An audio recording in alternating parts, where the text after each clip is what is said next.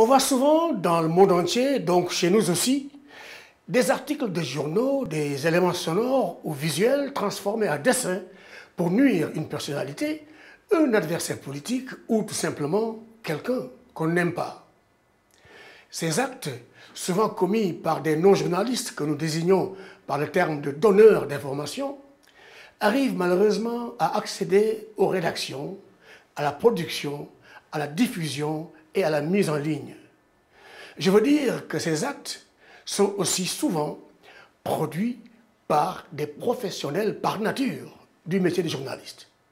Mais quelle information vaut-on donner avec des articles illustrés par des photos ou des vidéos truquées?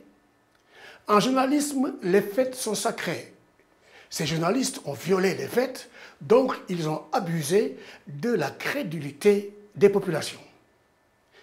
En tant que citoyens du monde digital de ce XXIe siècle, nous cherchons l'info. Nous la voulons maintenant, right now. Mais cette caractéristique de l'info rapidement distribuée dans notre monde digital a aussi augmenté la disponibilité rapide de la fausse information.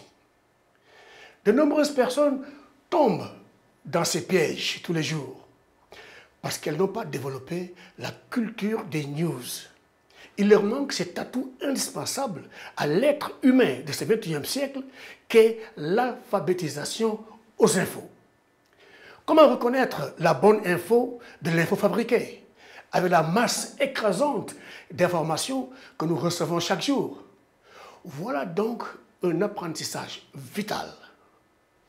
L'illettrisme aux infos développe la pauvreté de l'esprit, donc la pauvreté du choix quand le choix est important pour sa vie, quand le choix est important pour l'avenir de son pays.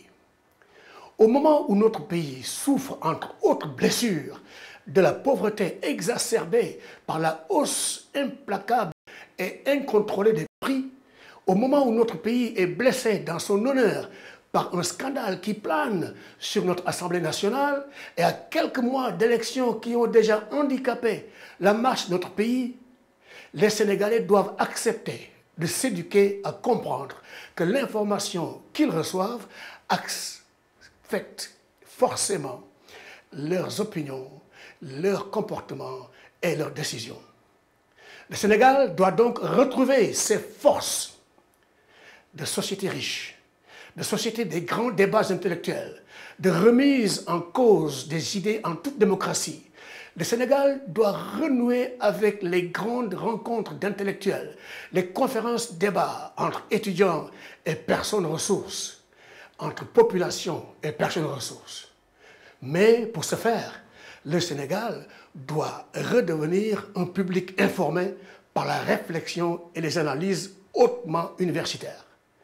Mais quand la lumière de l'université s'assombrit, quand des universitaires sont hués par les étudiants du fait de manigances politiciennes, et quand le Sénégalais reste intoxiqué et adonné aux racontars, aux cancans et aux potins, sans jamais vouloir opérer une lecture latérale des infos qui lui tombent dessus, alors